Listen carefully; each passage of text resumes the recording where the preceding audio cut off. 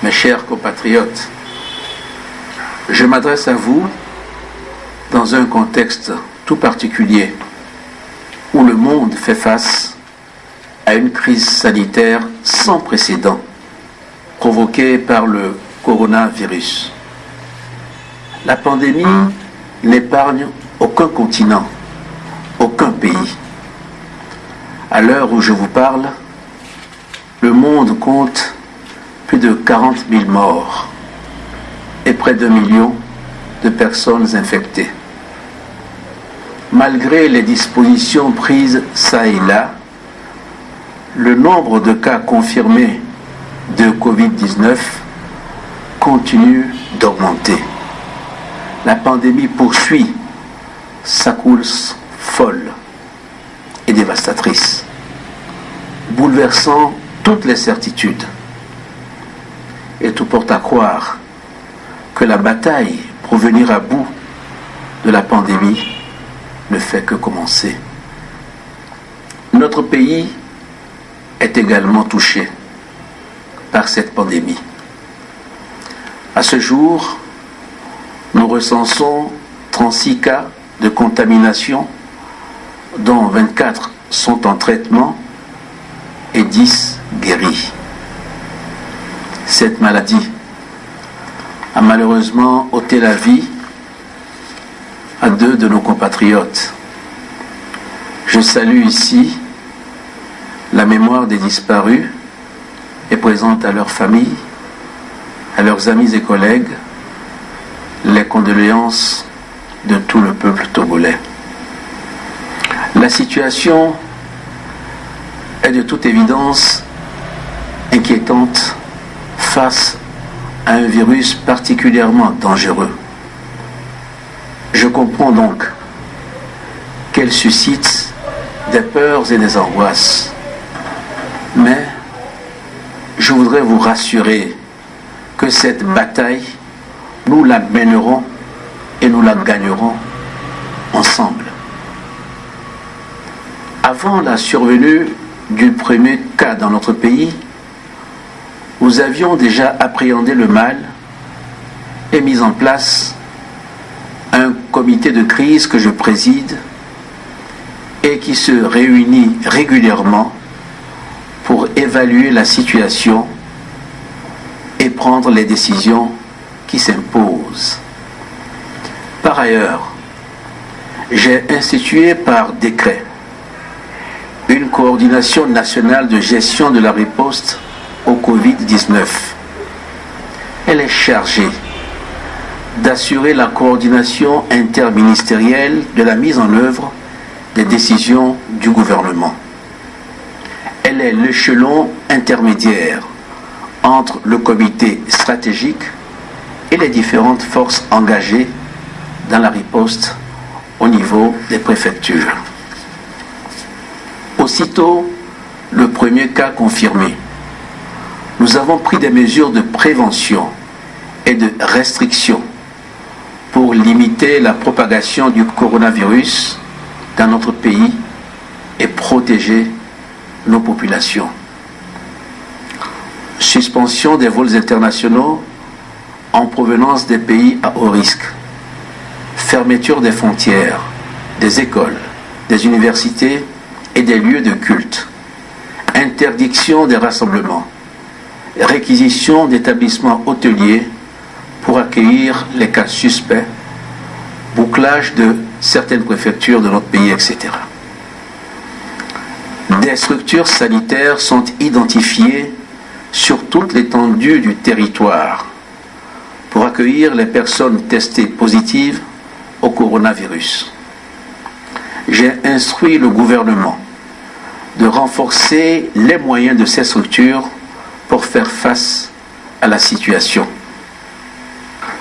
Nous avons reçu des équipements de protection et des tests de dépistage aux normes de l'Organisation mondiale de la santé pour accroître notre capacité opérationnelle à Lomé et à l'intérieur du pays.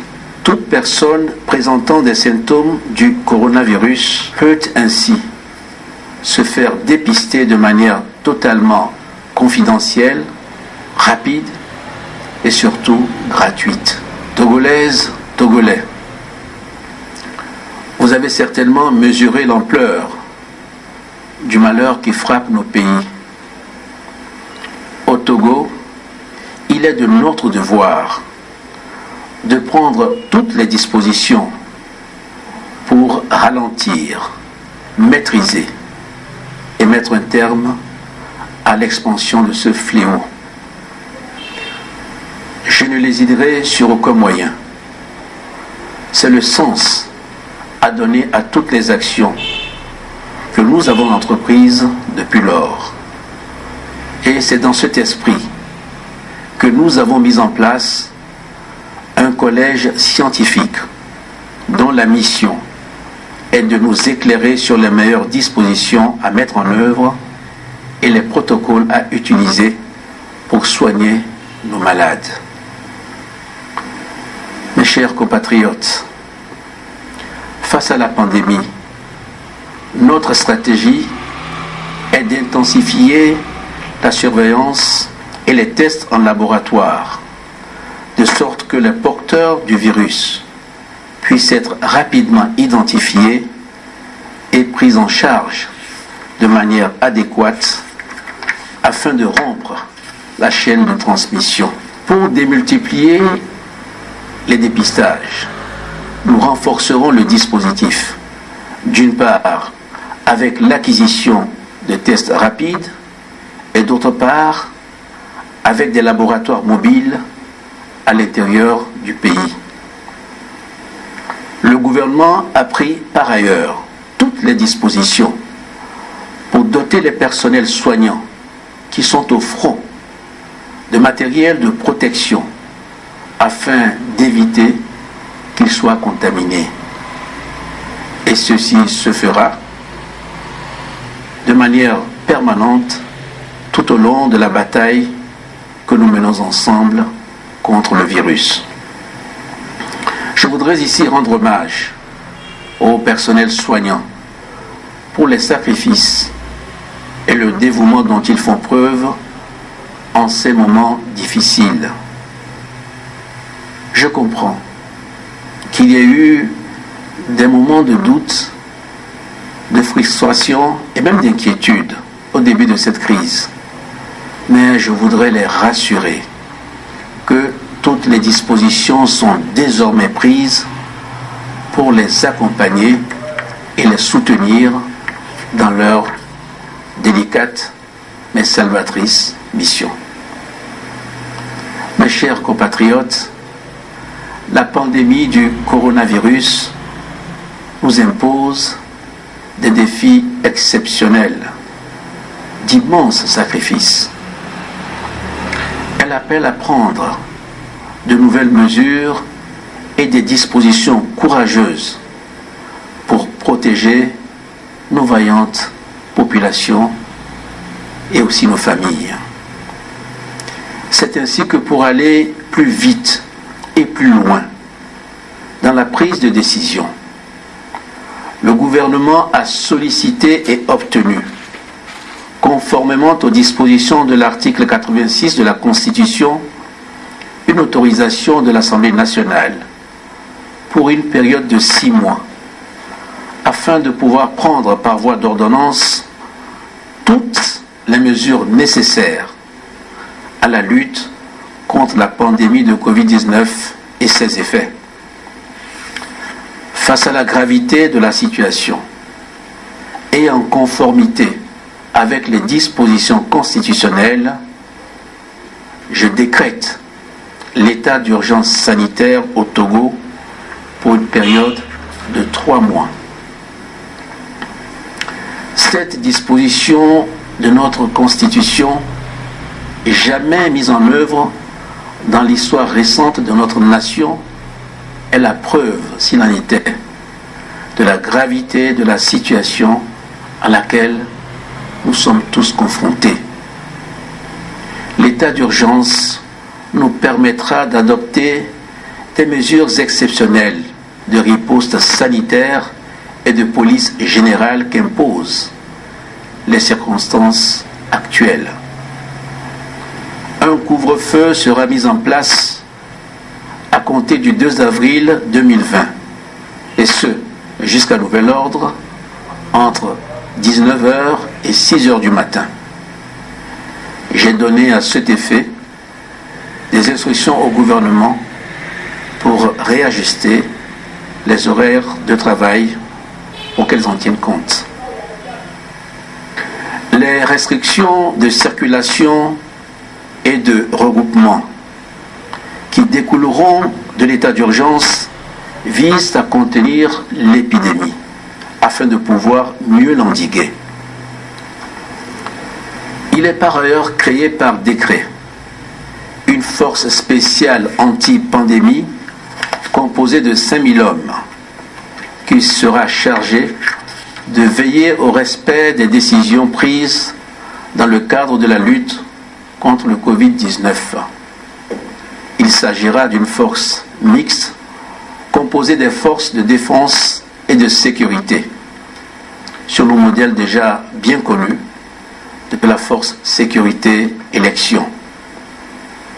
Je sais pouvoir compter sur notre sens collectif de civisme pour appliquer l'ensemble des mesures prises qui nous permettront de remporter la bataille contre cet ennemi invisible.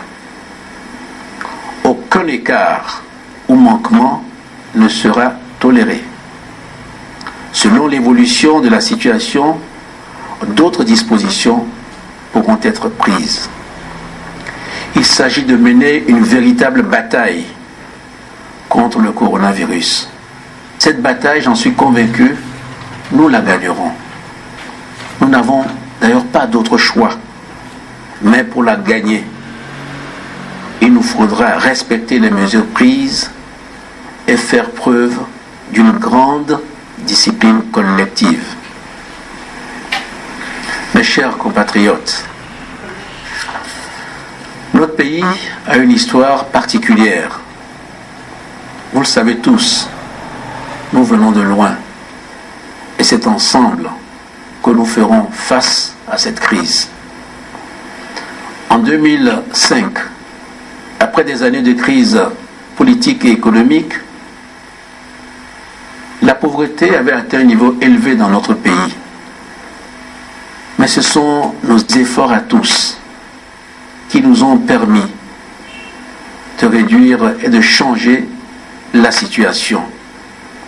Depuis 2005, nos succès communs, matérialisés par un taux de croissance annuel moyen de plus de 5%, nous ont permis de sortir des centaines de milliers de Togolais de la précarité et de faire baisser la pauvreté dans notre pays. C'est à la fois l'engagement et la détermination de tous, de la revendeuse de nourriture, du conducteur de taxi-moto, de la serveuse dans un restaurant, que de celui de l'enseignant, du fonctionnaire, du cadre d'entreprise, de l'agriculteur ou encore de l'entrepreneur qui nous ont permis de remonter la pente et d'entrevoir aujourd'hui la promesse d'un Togo meilleur.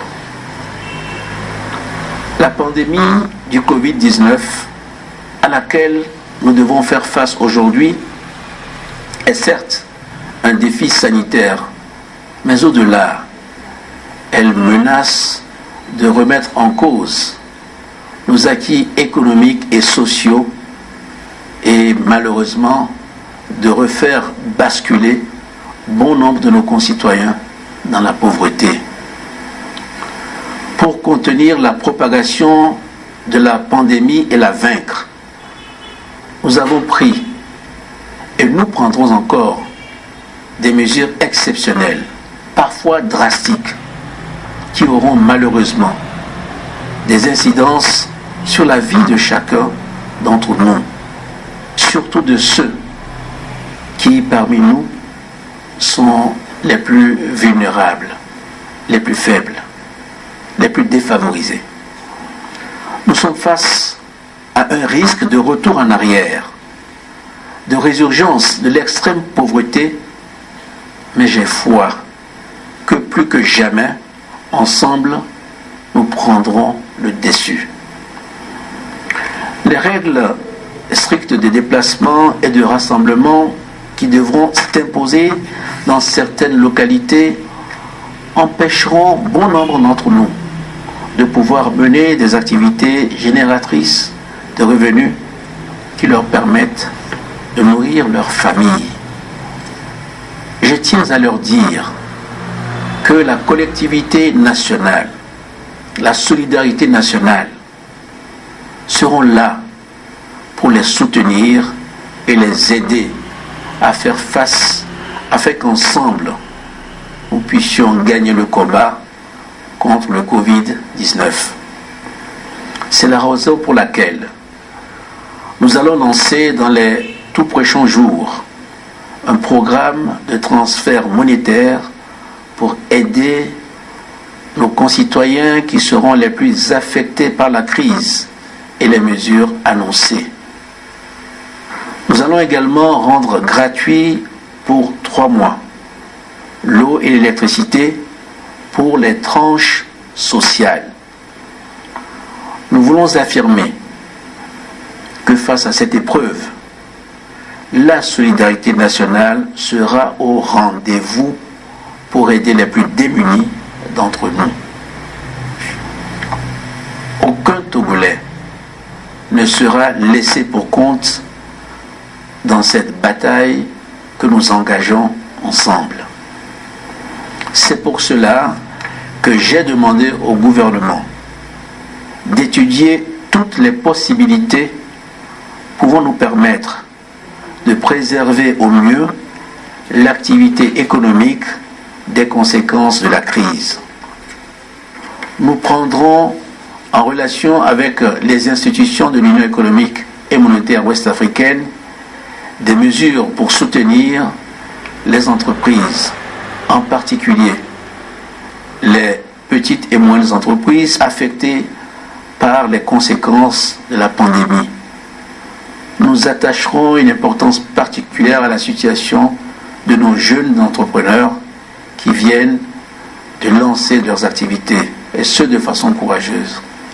Mes chers compatriotes, cette crise ne doit pas nous faire perdre de vue les objectifs fixés par le plan national de développement. C'est pour cela que nous mettons en place des mesures spécifiques d'accompagnement pour soutenir la production agricole et assurer l'autosuffisance alimentaire dans notre pays.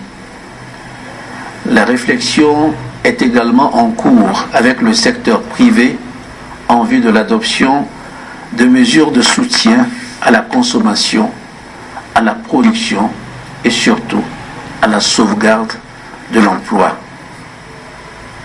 J'ai dès à présent demandé au gouvernement d'étudier la situation fiscale des entreprises au cas par cas, notamment celles qui sont les plus exposées aux conséquences de la crise. Pour financer toutes ces mesures socio-économiques, j'annonce la création d'un fonds de solidarité nationale et de relance économique de 400 milliards de francs CFA. Ce fonds sera alimenté par l'apport du gouvernement, les mobilisations auprès des partenaires internationaux, secteur privé national et international, et de toutes les bonnes volontés. Togolaises, Togolais, ces derniers jours, j'ai pu une nouvelle fois apprécier la compétence et la détermination des Togolaises et des Togolais autour d'une cause nationale. Permettez-moi de saluer ces femmes et ces hommes, médecins, scientifiques, journalistes, acteurs politiques et de la société civile, députés, élus locaux, autorités traditionnelles, artistes, forces de défense et de sécurité, leaders religieux, qui œuvrent inlassablement pour que notre pays sorte victorieux de cette épreuve difficile. Je convie l'ensemble de la population au respect rigoureux des dispositions prises dans l'intérêt de tous.